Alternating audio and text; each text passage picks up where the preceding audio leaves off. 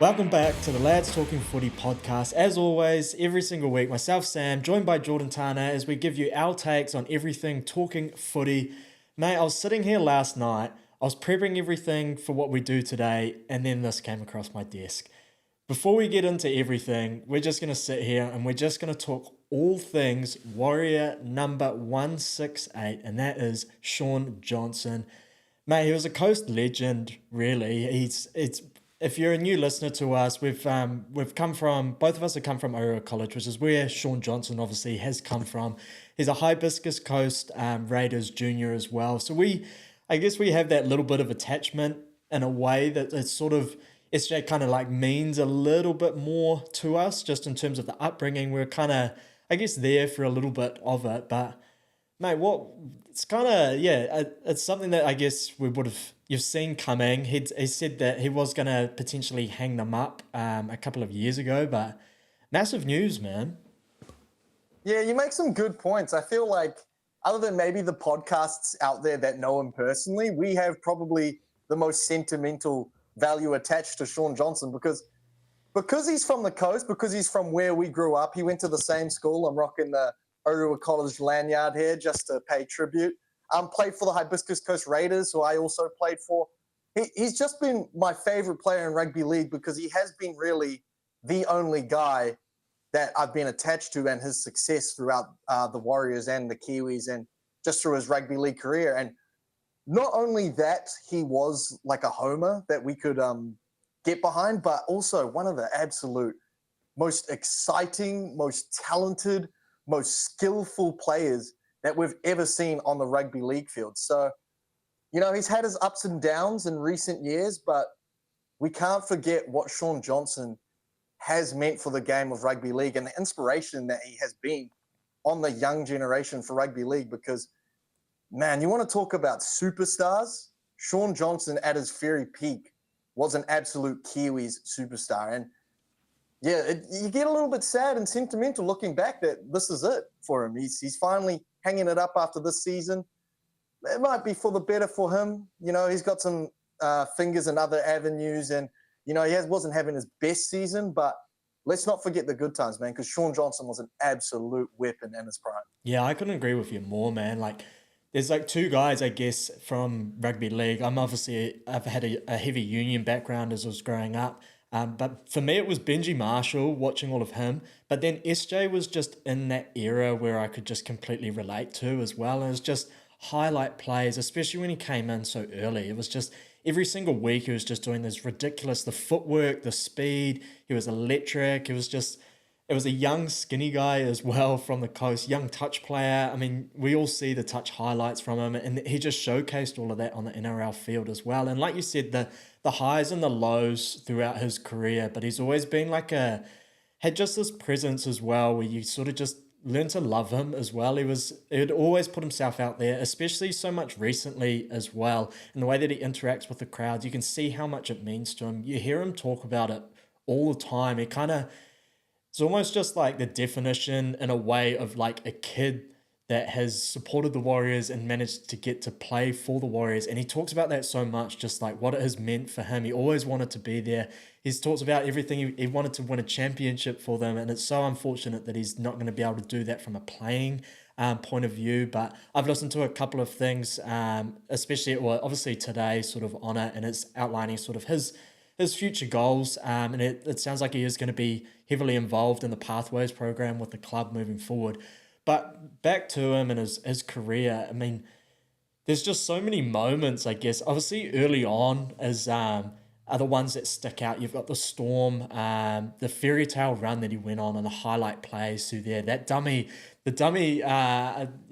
was watching that video today, and just the show, and it's not the show and go. He's put that thing right behind him, steps around, gives that little offload to Louis Brown to go in the corner. The try against the Broncos was just absolutely unreal. But then you look at like vintage SJ and just what he's been doing over the last couple of years, the clutch moments, the way he's sort of rounded his game out to become more of a game manager. But then last year we saw so many little bits of flair from him, especially the Titans games. I think he scored 2 tries in that one where he's just cutting through the line and carving up.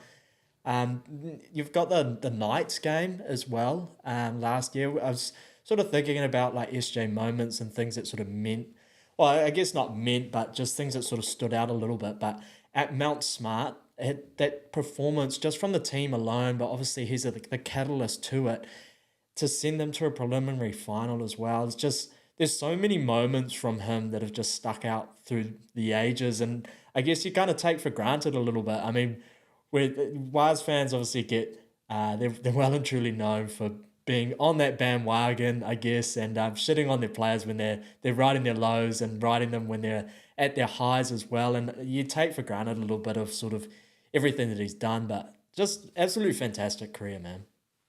Yeah, and I don't. We've obviously outlined our bias towards Shaun Johnson, but to me, man, I think he could. There is a possible argument he could be the greatest Warriors player of all time. Like he has played 265 NRL games, 221 for the Warriors. By the end of the season, he'll end up around 230, which is slightly behind Stacey Jones, but he is also the highest point scorer in Warriors history. And he did go to a grand final himself. He went to the 2011 grand final in his first year and was an integral part of that finals run as well. You mentioned the try where he hid the ball behind his body, gave it to Louis Brown.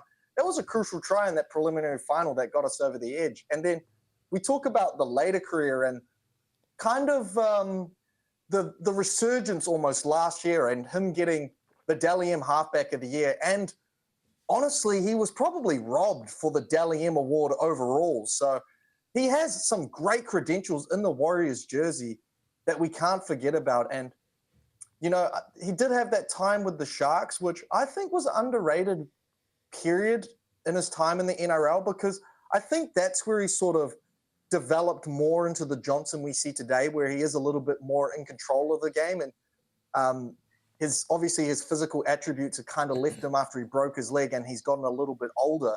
But he sort of learned how to control a game, and he did that paired up with James Maloney and got the opportunity to take a role with Chad Townsend there in the Sharks as well. And he came back to the Warriors and really took that role by the scruff of the shirt last year, and really showed that he can still have a lot in the tank. So Shaun Johnson, man, outstanding career. Let's not forget about his Kiwis contributions as well, because he was absolutely outstanding in some Kiwis moments. I remember the Golden Boot year that he won it, the performance he had in the Four Nations against the Kangaroos to get us the win in that game, the semi-final try he got against England in the World Cup, I believe in 2013, where, you know, gets a bit of a dodgy pass, sort of does like a goosey or something to get past his defender, then bang, just off the left foot. Like, we know he's so adept at doing. It's just scoring the game. that heavy double tap on the step, eh? When you see so many of his highlights, it's not the one step, it's the 1-2. And it's just, he's so quick off the mark, and it'll just be that big bang, bang. And it just carves people up. It's to this day, in his peak, I think he has the best looking footwork that the NRL has ever seen. I know Tuivasa's got that really good shutter step, that initial step, but Johnson can go bang, bang, bang, like you just said. Like, he can really string it together, whereas Tuivasa's more just a big jolt to the side, and he can beat people as well. But man, Johnson's footwork is a thing of beauty. Johnson hits you with the goosey before he then puts you to bed. It's like he almost does the shake and then bakes you later on. I mean, you brought up some of the credentials, and the NRL put this up today. I believe you sent it to me earlier. The 2012 RLIF Rookie of the Year, 2014 Golden Boot winner, Dally M Halfback of the Year in 2023, RLPA Player of the Year in 2023. For the Sharks, he had the 44 appearances, 6 tries, and 119 goals. So he went there, and he had a lot of injuries there, but 6 tries, 119 goals, absolutely fantastic. For the Kiwis, obviously the 2014 Four Nations winner, 32 test matches for New Zealand. And it was almost a shame that he couldn't cap off that, or be a part of that Pacific Nations run for them last year as well with the injuries. Coming off the highs of that season, the form that he was in, if he was in that Kiwis jersey amongst all of that as well, it would have been absolutely fantastic. It's just, it's kind of a weird one, eh? Like, you almost, when I was sort of seeing it last night, it's not like you'd probably come across like a player retiring and almost get like a little bit emotional. I don't know if it's the way that he sort of tells his stories, or just the the way that we've, I guess, got to follow his career as well. And the Warriors, obviously, the last couple of years, the media team have portrayed that absolutely fantastic, just SJ behind the scenes as well. I know Logan Dodds has been filming everything as of late. So he's going to be, I'd say there'll be a little mini movie or something that they will document as well. But it's kind of crazy, yeah. It's almost like a weird little attachment to a player. You know what it is? It's us getting old, man. We've seen this guy's whole career play out. Like, we didn't jump in like halfway through, like we did with maybe some of the players when we were younger, like Darren Lockyer and Stacey Jones. Like, we saw this guy's whole career play out, and it's done. And yeah, man, to have such a sentimental attachment to a player that's from where you're from, not just from Auckland, not just from North Auckland, but from the Hibiscus Coast, a little peninsula of about, I don't know how many people, 10,000 or so. And for him to represent us and be as successful and as talented as he was is truly remarkable. So shout out Johnson, and he's a smart dude. He's very articulate. I think there's a career in him in any sort of thing, podcasting, helping out with the team. He's got a bright future. He's a real like genuine dude as well. So like you said, he wants to win that championship with the Warriors, and you can see he's a dude that's going to do everything that he can to do that. And like I said earlier, he's said that he does want to work with the pathways at the moment, and he wants to set up sort of a development kind of thing for young halfbacks coming through. So between SJ and Stacey Jones, Warriors halfbacks are in very good hands. We're going to move on though, mate. Unfortunately, the SJ story, the last dance, I guess you could say, it's going to be like a movie. Mount Smart, that Bulldogs game, that place is going to go absolutely off. You think you've seen Wires fans with signs before? Holy, that place is going to be rocking. I almost want to fly back for it, man. I'm pumped up for it. But the Olympics are on. They are in full swing, and it had me thinking. I've got a little list here of a few current NRL players, and what I wanted you to do, Jordan, is to let me know which one you think, or which event you think would be the best for each player to compete in. So we're going to start it off with Justin Olam. Ooh, Justin Olam. So, he is an interesting one because, as we saw on the weekend, he does like to throw his shoulder into things, and he can get the tackle height a little bit wrong. So I'm thinking something with a bit of physicality involved. I had two options for him, actually, just because of the build of his body. He is really short and really stocky. And my first option was wrestling, like actual wrestling, the grapple wrestling, not like WWE, because that's not in the Olympics. But yeah, he's got a good tackle, obviously, a good double leg that he can use in the wrestling realm. And then the other thing that I thought his body shape was just perfect for would be weightlifting. Like a little nugget like him could be in a lower weight class, and then he looks like a strong tank of a man anyway. So I could say he could probably shift a fair bit of tin. So either one of those, I think, is perfect for Justin Olam's frame and body type. Justin Olam on the clean and jerk. I like it. The next one I've got for you, mate, is Dallin Watene-Zelezniak. Now, Watene-Zelezniak. This is an interesting one, and I've kind of used this event to incorporate his try-scoring ability because Watene-Zelezniak, bro, I think would be a good high jumper because some of the air time that he gets on his tries when he's diving into the corner is pretty impressive, man. He could have a good competition for high jump between him and Xavier Coates and see who could really get the highest. So, yeah, Watene-Zelezniak, I think he's a high jumper. I really like it. It's almost like you see the technique when he's approaching the try line. Most wingers will go in for that sort of straight on jump, but he kind of like tucks himself. He does that 1-2 step and then almost gets the hip roll out there to get the ball placement. So I like it, man. He's got the form for it. Yeah, it's almost a Frosbury flop. Yeah. Tavita Pangai Jr. Well, Tavita, it's not boxing because we've seen what he's done in that realm recently, but I'm going to go with shot put for Tavita Pangai because, once again, the body type is perfect for shot put. He's a big dude, massive arms, got a good fend on him, so he's obviously got that pushing ability, and I think he could throw a shot put a long way, so I think he's going to be perfect for that event. He's got that perfect body type for it, man. And I can just imagine him in that skinny little leotard walking up there, covered in the chalk on his neck, tongue out, ready to go for it. The next one I've got for you is Joseph Suoli'i. Suoli'i. Now, this one was a tough one because this guy is an all-round athlete. I could see him dominating in a multitude of sports. He is going to rugby union, so I could just do a cop out and say maybe sevens, but Maybe I'm he's going to in go with the maybe he's in the decathlon. maybe decathlon. I did think that as well, but I'm just going to go for more of a body shape one again. He is quite tall. He is quite lean. He almost, to me, has a swimmer's body. So I was going to chuck him in the swimming pool. I reckon you could sort of teach him what to do in terms of technique, and his body shape would be perfect for something like that. He'd probably have to trim a few kilos, but I'm going to put him in the pool. I think he'll do well there. I like it, mate. You've come up with some good ones, actually. The next one I've got for you, the Prince of Penrose, mate. Sorry, not the Prince of Penrose, the Prince of Oh, Penrith. I'm still cut up. I'm cutting onions over here with SJ still. I've yeah. got Nathan Cleary for you. Now this is the most proud one I came up with. There's been a lot of memes lately about that Turkish guy who has been shooting without any equipment on, just looking down through his just normal glasses, prescription glasses, I'm assuming, and was just able to get silver medal by being an absolute killer with the gun. And there's a man who's just super clutch, and that is Nathan Cleary. I think he's cold-blooded. I think he could really lock in and get his sights on the target and do well in the shooting in the competition because he has the composure for it. So I think Nathan Cleary would be a shooter. I like it, man. It's something that you could actually sort of envision. The Prince of Penrith just walks in there with his hand in his pocket, glasses on, sits there, knocks it all back, grabs himself a gold medal, and just walks out. Unreal. Yeah. The last one I've got for you is KO Weeks.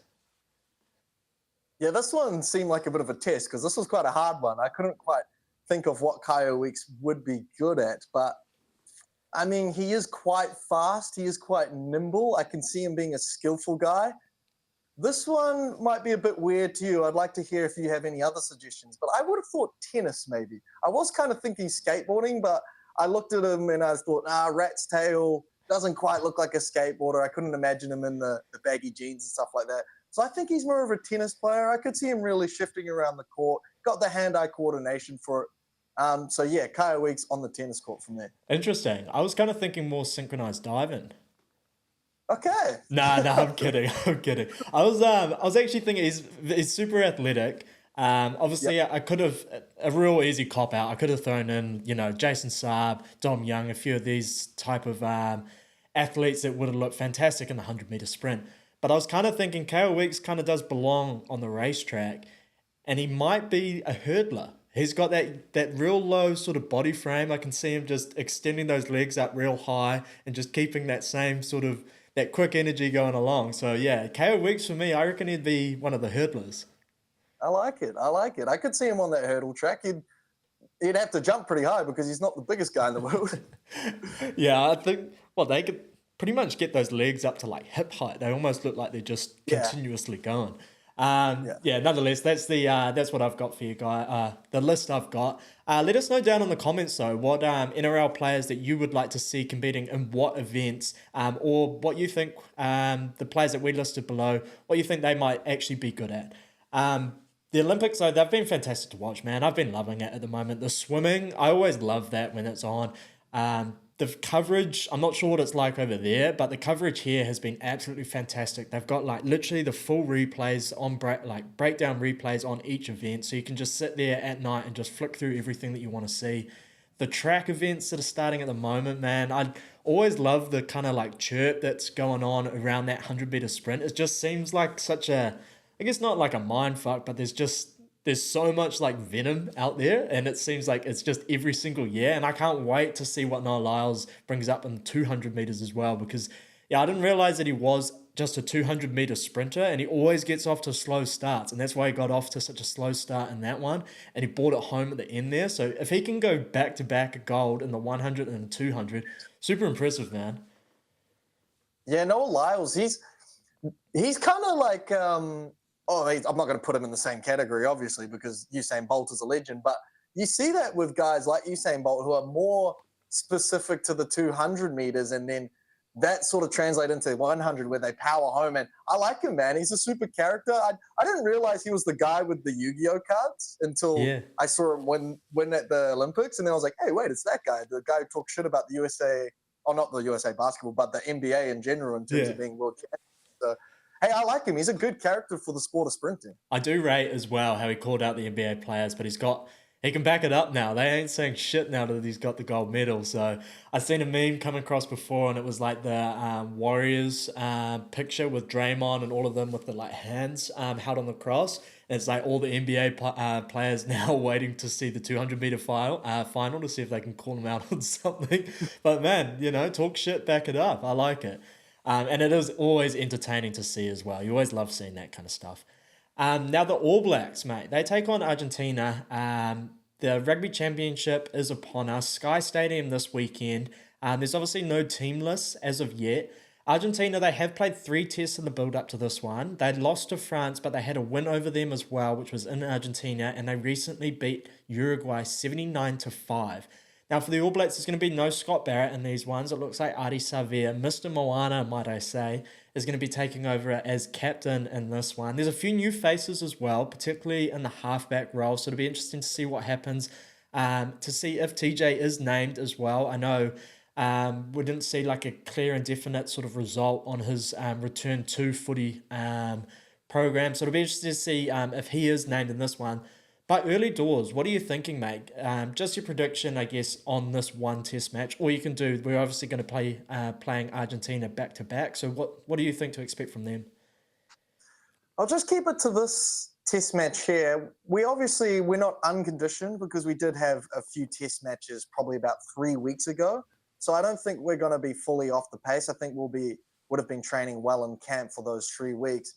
Argentina do always present a really tough challenge to open with because they are physical through the forward pack. They do have a little bit of flair through the back line traditionally. They looked terrible in their first game against that French pretty much under-20s team, the under-20s graduates from the year prior. But in the second game, they did show that they do have a bit of heart, and they turned that result around and then followed that up with, I think, an absolute demolition of Uruguay, which Uruguay has been all right lately. So for them to destroy Uruguay the way they did is pretty impressive. So, Argentina's always been tough in that first game. I know there's been a few close results, and then there's even been a few losses in the last 4 years in that opening result against Argentina. So we're going to have to step up. But I do like what I saw against England because England were a tough team. They were physically imposing defensively, which they can share similarities with Argentina.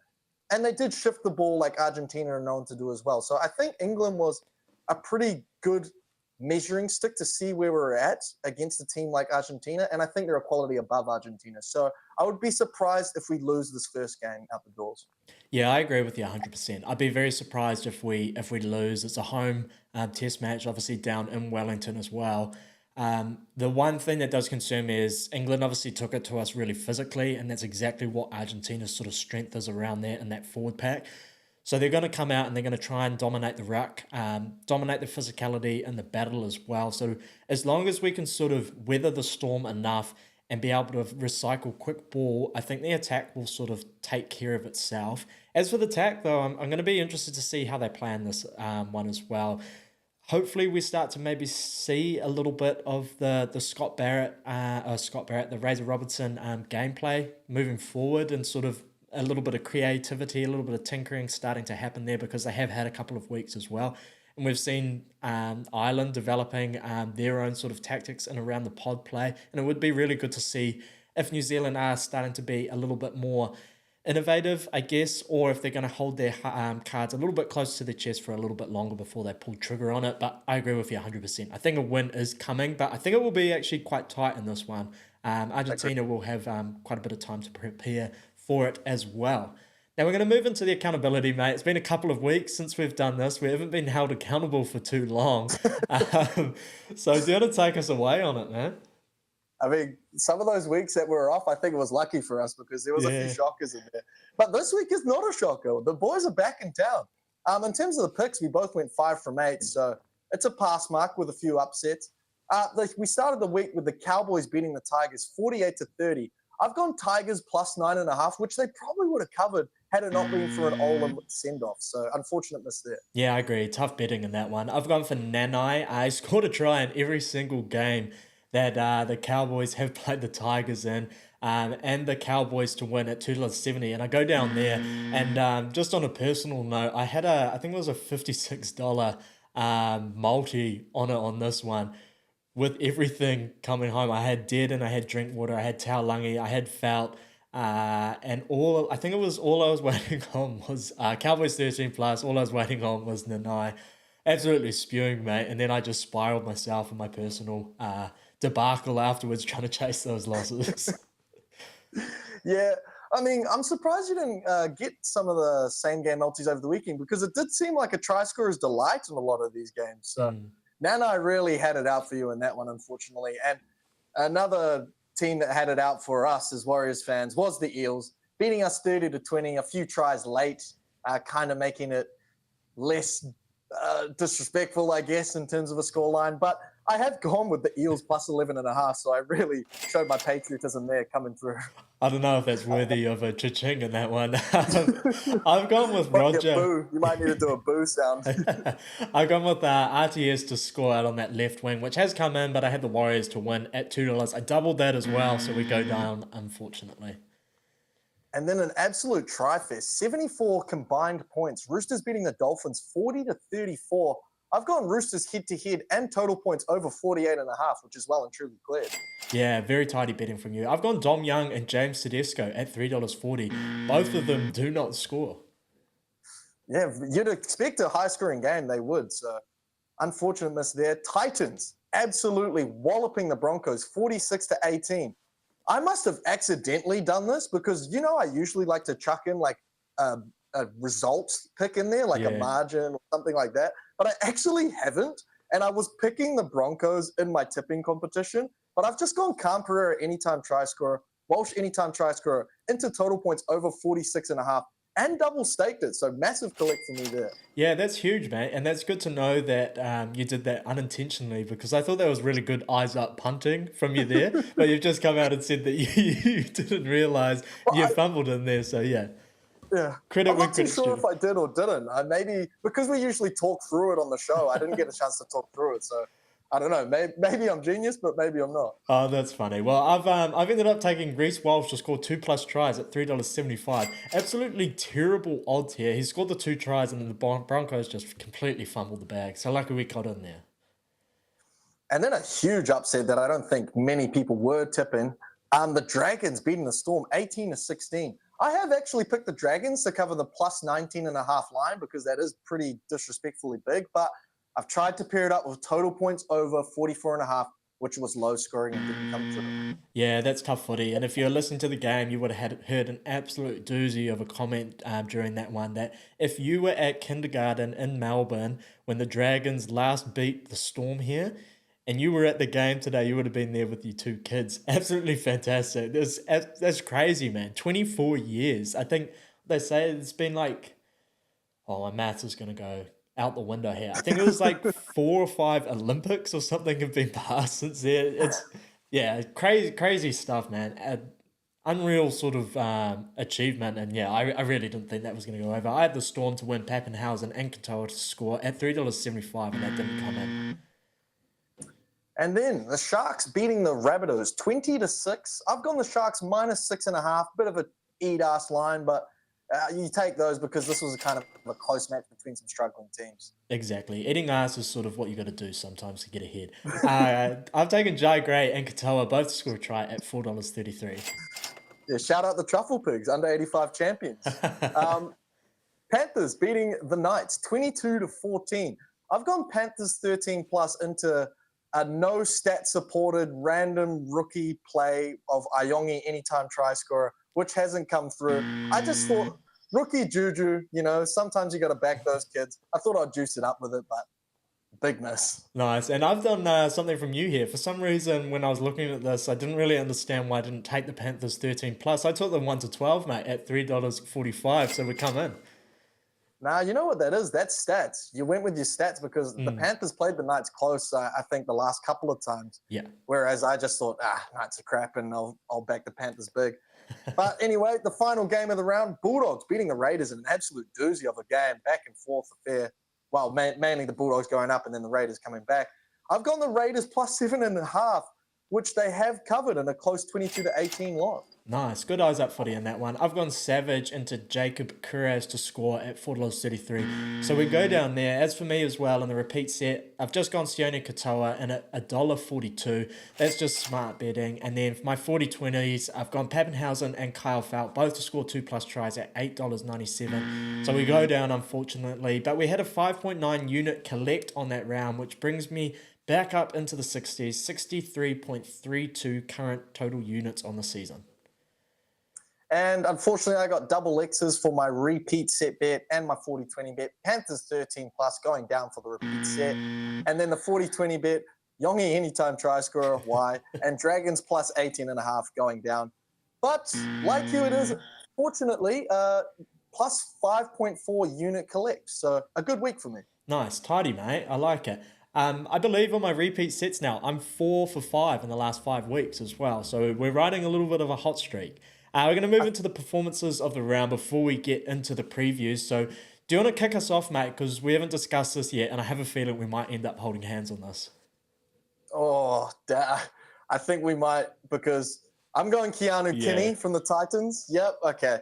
I know I've picked him like 2 times before, so maybe I should just leave this for you. But I was just super impressed again, man, because I want to chuck the double S status on him because he is looking like a genuine superstar out there at the moment. He was looking like Reece Walsh, but a little more refined in their head-to-head battle. I know Reece Walsh did some crazy shit as well, but this guy has been absolutely outstanding. 2 tries, 202 run meters, 1 line break assist, 2 try assists, 5 tackle breaks, 1 offload, in just 70 minutes because he got yellow carded as well. So absolutely outstanding performance from him. He's just so fast and so threatening, like a Reece Walsh, out the back of shape.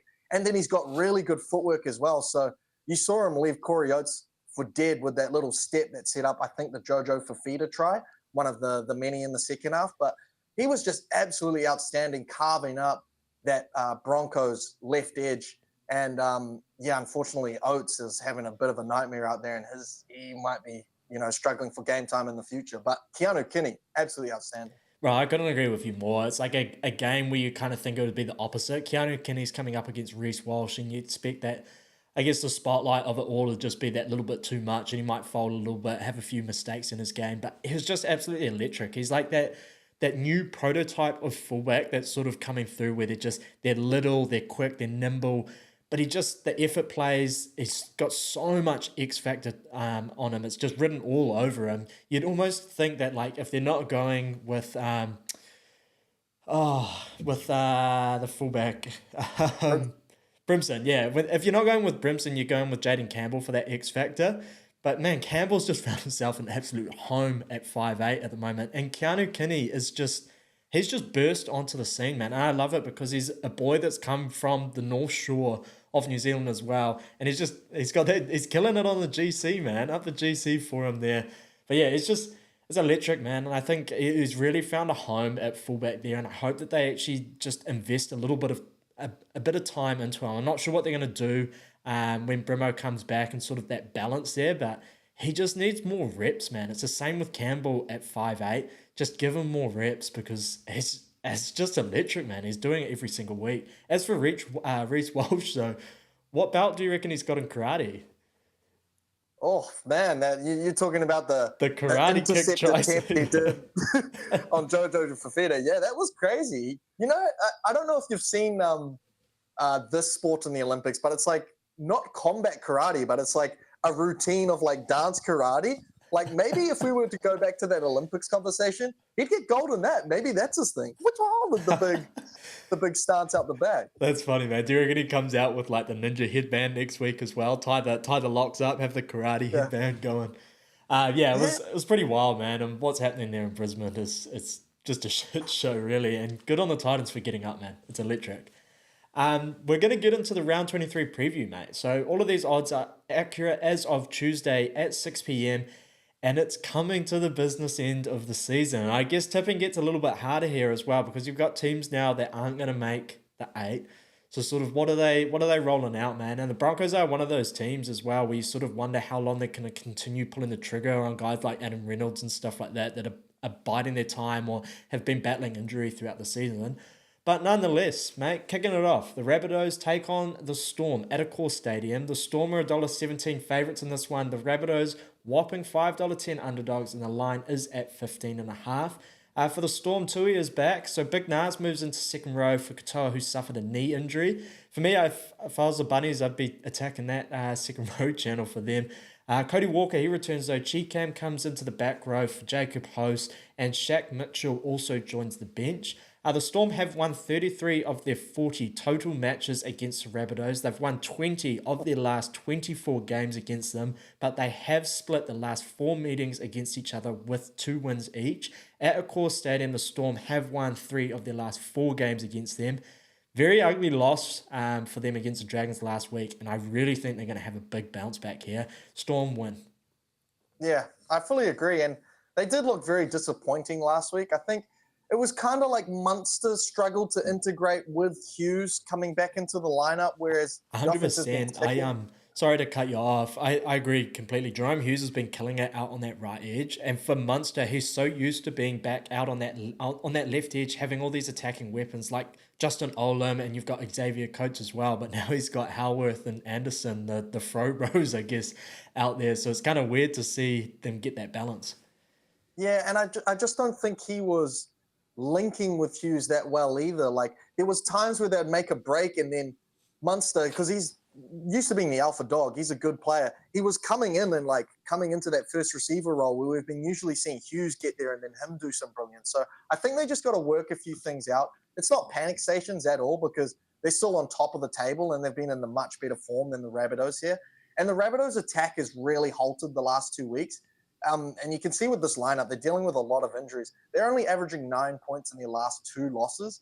And the last time they met the Storm, they got destroyed 54-20 earlier this year. So I can see the Storm winning comfortably again. I think Munster will play a little better in this game. They'll integrate a little better with each other. You know, Bellamy's going to get that sorted out. And, you know, they also have some clear conditions to work with at Accor Stadium. So I'm going to go the Storm 13+. Into Anderson anytime try scorer because Xavier Coates did get a hat trick in that last game against the Storm on that left side. So I think Anderson's a good chance here. Nice. I'm gonna slowly build into some odds here. So I'm going seven tries in his last 4 games against the Storm, and that is Pappenhausen. And I'm gonna go Storm 13+ on this one as well, and that'll just give you $2.50. The Titans, they take on the Sharks at Seabus Super Stadium. They are $1.53 favourites in this one, and the Sharks are $2.51 underdogs. The line is at 4.5. For the Sharkies, they lose Tricky Trindle, so Brayley switches into that number 7 jersey for them, and McInnes comes in at hooker. Hazelton returns for them though also. For the Titans, just one change here. Khalees Haas comes in for Beau Fermor. So 27 games between these two sides. The Sharks have won 17 of those. At Seabus Super Stadium, the Sharks have won the last 3 games in a row against the Titans. The Sharks have also won 9 of their last 10 games against the Titans. However, the Titans did win the most recent meeting between the two of them, and that was 20-16 in round 18 last year. But I'm back in the Titans here, man. I think it kind of just proves these two teams, the tale of two, I guess, not 2 seasons, but 2 different seasons in a way. The Sharks started off so strong and they've just fallen to pieces, but because they started so strong, they're still sitting in that top 4 and potentially have locked up that top 8 seed. But for the Titans, they'd be fucking minor premiers, mate, if they'd started the season anyway. They went 9 losses in a row and they've just hit absolute form right now. And it just shows us how much form does matter moving into the finals as well. We saw the Knights go on that run last year, but it shows how important as well the start of the season is. But yeah, back to the preview. Titans for me here at home. Yeah, I fully agree, man. And I love what you've had to say about the Titans because they've been on absolute fire, man. We kind of highlighted it with Kenny earlier, but they've won 5 of their last 6. Goes back to what you're saying about form. And they're playing beautiful attacking league. Like, they're one of the most dangerous teams, I think, on both sides of the field. Like, their right side's ticking just as well as their left, and they're scoring tries on both sides. So shout out the Titans. They've got it going well. Whereas the Sharks have been in poor form, like you said. Like, they have the odd glimpse of respectability with Trindle at 7, but now they don't have Trindle at 7. So I'm going to back the Titans here, but the Sharks do have a strong forward pack, and they did show good defense last week. So I am a little bit tentative on scoreline betting and stuff like that. But I think they're going to struggle to score points, and the Titans' attack on a clear afternoon, which it's meant to be, I think will be the difference here. So I'm going to go the Titans to cover a -6.5 line for $2.10. Nice. I've got no stats for this one at all. I'm just going straight on form. I'm going Titans head to head here. Keanu Kitty, he's just on absolute fire. So I think he's going to score another try in this one. And on his way to score, crowning himself as the top try scorer this season, I'm going to take AKP. I'm just going Titans, Kenny, AKP at $4.33. The Eels, they take on the Panthers. Combank Stadium, the Panthers are $1.14 favourites in this one. The Eels are $5.80 underdogs, and the line is at a whopping 16.5. For the Panthers, Laurie is back in at that fullback position, and the Eels, they have the same 17 that beat the Warriors last week. So the Panthers bogey team, mate, of the last 4 games, each of them have won 4 each, and the last 4 games have been split by 2 wins each. At Combank, the Eels have won the last 3 games in a row against the Panthers as well. Last week, though, was far too close for me for Penrith, and I think they'll come out here and really punish this Eels team. So I think Penrith do win. Yeah, I'm on a similar vibe with the Panthers. I did look at that +16.5 line and think, oh, that is pretty juicy. The Eels do always play the Panthers pretty tough, but since Cleary's come back, the Panthers have looked like the competition favourites once again, winning 4 in a row and either destroying teams or on the back of Cleary winning some close games due to his clutchness. So that's all the factors you want in a championship team. You want teams that can win in crunch time and teams that can blow the doors off when they need to be blown off. Whereas the Eels, they've been pretty bad since losing Moses, but last week was actually kind of a good performance by them. They showed some resiliency on defense. They looked pretty threatening in the strike zone, and Dejan Arce kind of did his best Mitchell Moses impression with some of his clearing kicks in the territory. He was able to get off those. So, I think they do have a chance to maybe cover that line here, but I think they're going to struggle against this vaunted Panthers defense, where points will probably be at a premium. So I don't see them getting completely blown out, but you've got to back the Panthers to win here. So I'm going to stay away from some margins. Panthers head-to-head into Isaac Tungo anytime try scorer, because I like the way he was playing last week, and there seemed to be a lot of opportunities on that right side for the Panthers. So I'm going to go that, and then I'm going to double stake it at $2.90. Nice, I like it. We're on the same wavelength in that one, mate. I've got Dylan Edwards to score. Dylan Edwards has scored 2 tries in his last 2 games against the Eels, so I'm going to stick with a fullback scoring this one. I'm going to go Dane Laurie here in this, and I agree with you 100%. I'm sticking away from an Eels margin. I'm sticking away from all of the lines as well. So I'm just going to take the Panthers to win, and that is $2.50 odds in that.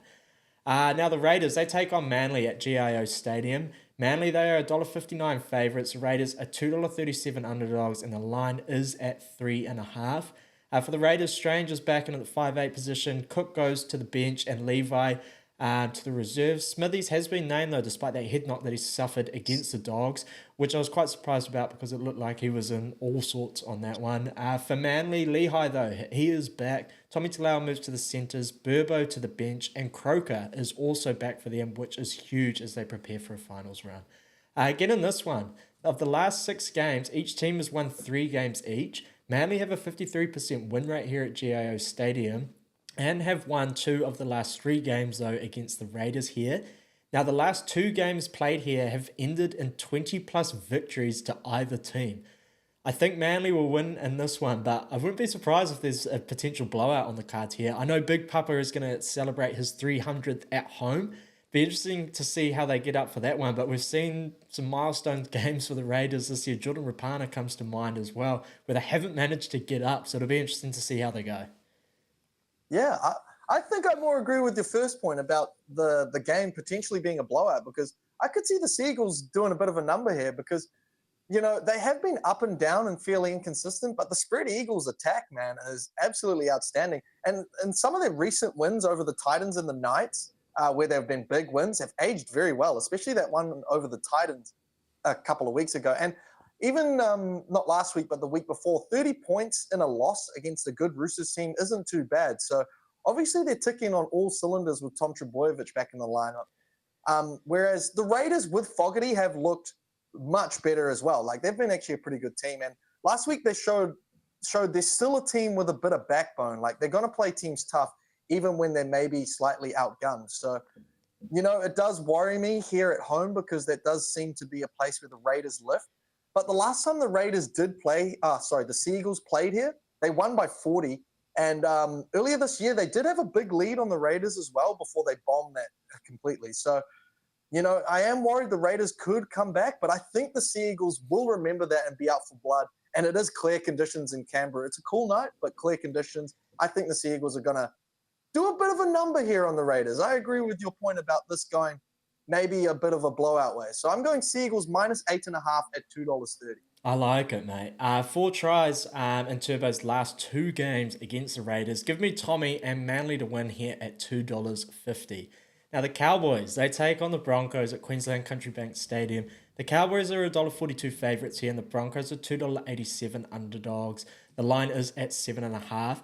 Cotter returns for the Cowboys. Helam Lukey has also been named despite his head knock from Olam's shoulder, like you said earlier.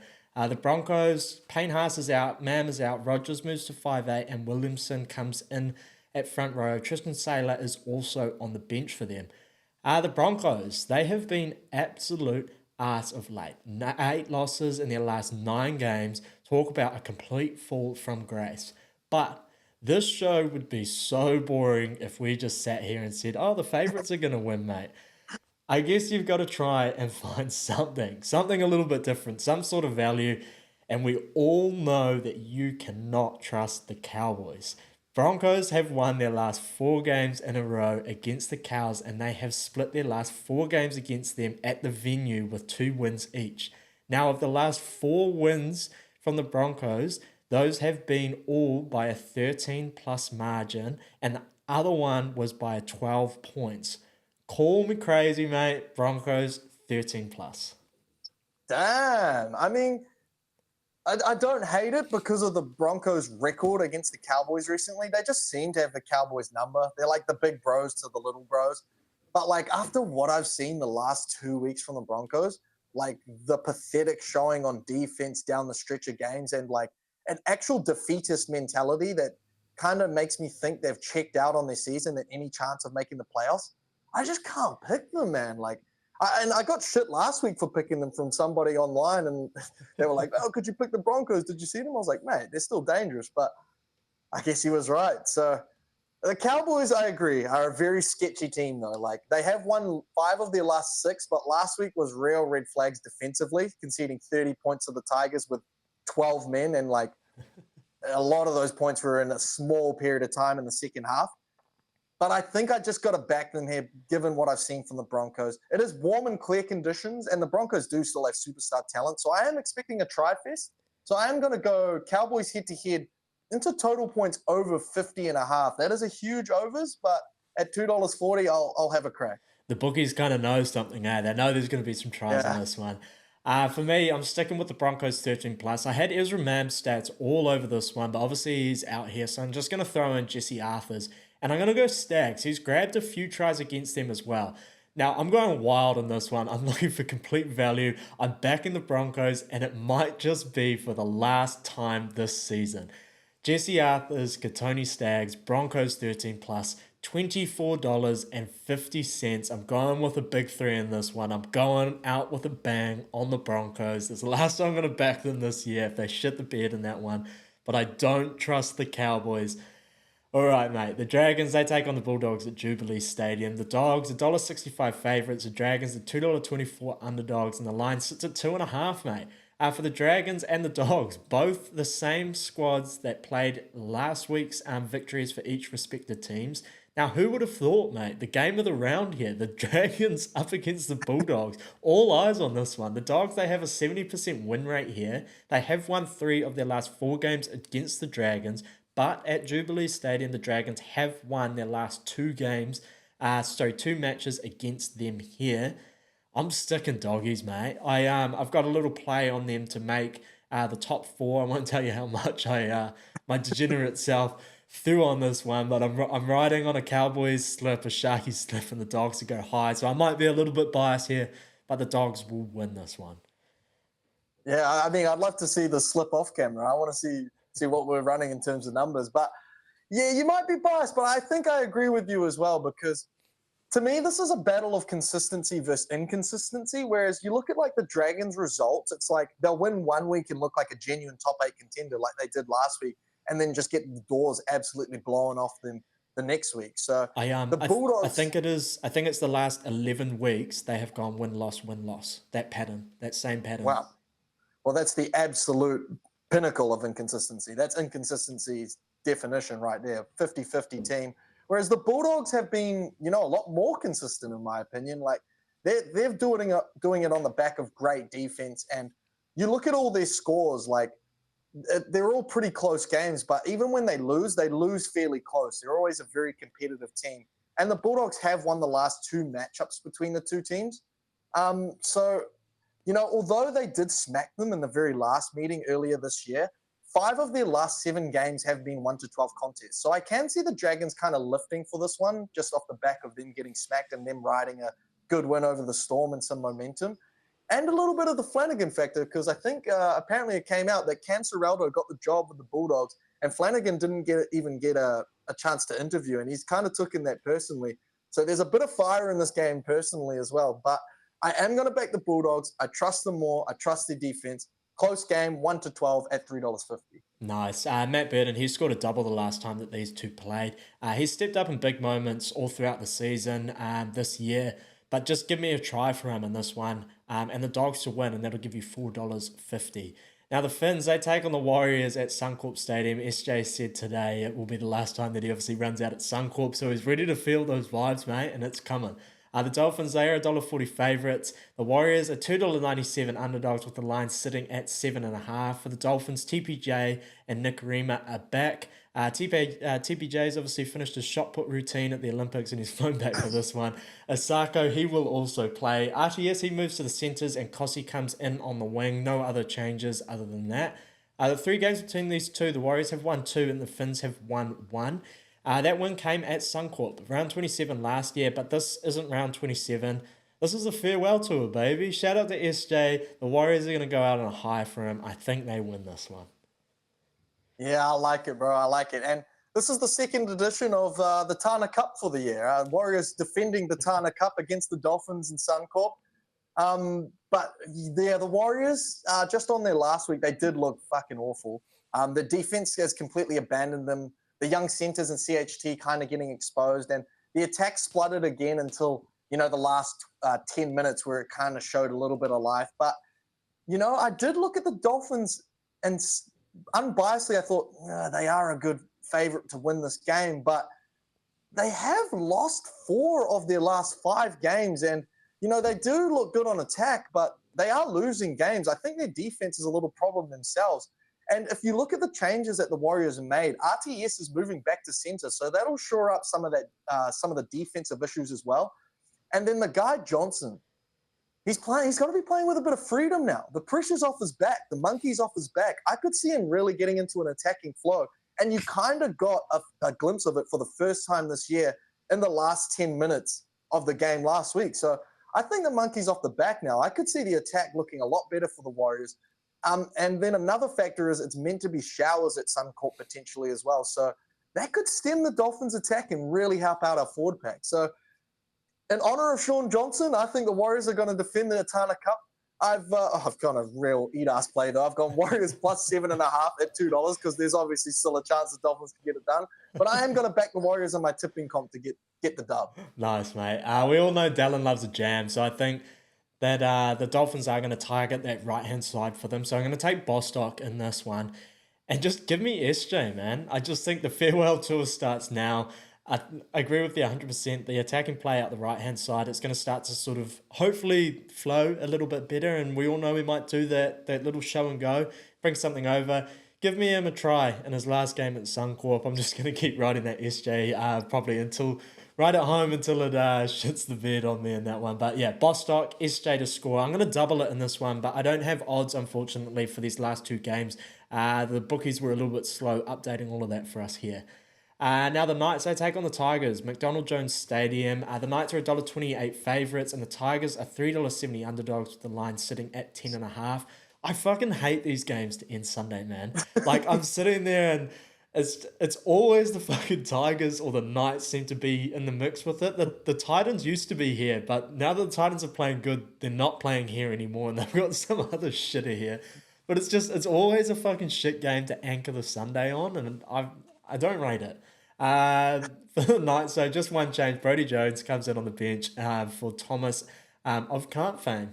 The Tigers, Adam Dewey is back in the centres after being rested his long break. He's taking over Justin Olam, and Caesar Salad is back for the Tigers as well, taking over at halfback. 9 wins from 20 games for the Tigers here. The Knights have won their last 5 games in a row against the Tigers, and at McDonald Jones, they have also won three of their last 4 games against them. Look, I said earlier I was backing the doggies for a top 4 finish. I'm backing the Tigers for a spoon, mate. So I'm just staying biased here. I think the Knights win. I don't care. The Knights win. Yeah, and like you said about the show would be boring if we didn't add a few wrenches into it. I thought I might as well end my week with a little bit of a wrench because Give me a reach you know around. the Tigers are the healthiest they've been in ages, and they probably could have won last week if if Olam didn't get sent off. And the attack has actually looked really good with Galvin steering the ship, averaging 25 points per game in the last 3. But to be fair, I am a little tentative of the effect that Aiden Caesar might have on that. He might come in and control it a little more because I think with Galvin just having the rounds, he showed so much confidence week to week. They're still losing, but he showed so much confidence week to week in taking the ball to the line and really making that attack look kind of dangerous. So for me, the Knights are perfect cannon fodder here for an upset because they're just an average team to me. Like, they're not bad. Like, they have a strong forward pack and they play teams close, but without Best, I just think there seems to be like a little bit of a lack of bite in their attack at the moment. They're pretty bad. And if everyone can stay on the field for the Tigers, which is a big if this year, like maybe the biggest if ever, I think they're primed for an upset. So I am going to take the Tigers plus 9.5. I am going to tip the Tigers as well because they did lose by 8 the last time they played the Knights. So, I mean, even if they do lose, they cover that 9.5 line. So that's what I'm going to be taking. I like it, man. I'm glad you did that because I ended up getting through all of the nights when I got to this last game. And I was just like, I can't be fucked with this. My one here, ugly games mean ugly bets. I'm just going Ponga. He's the best player on the field, and I think the Knights will win this. So I don't have the odds. But yeah, Galen Ponga and the Knights to win. My best bets for this one, though. We might have to be date night on Sunday after the Warriors game. Yeah. Take the missus out for dinner. Ready to watch this one. My best bets for this one this week is Pappenhausen and the Storm, $2.50. Keanu Kinney, AKP, and the Titans win, $4.33. Dane Laurie and the Panthers to win, $2.50. Tommy Turbo, Manly to win, $2.50. Jesse Arthurs, Katoni Stags, Broncos 13 plus. The last time I might back and bet on the Broncos this year at $24.50. Bird and the Dogs to win, $4.50. And then, yeah, Bostock, SJ, and then Ponga and the Knights to win. And I will be going with a Storm 13 plus into Anderson anytime try scorer at $2.50. Titans minus 6.5 at $2.10. Panthers head to head and Isaac Tungo anytime try scorer $2.90 and double staked. Sea Eagles minus 8.5, $2.30. Cowboys head to head into total points over 50.5, $2.40. Bulldogs 1 to 12 at $3.50.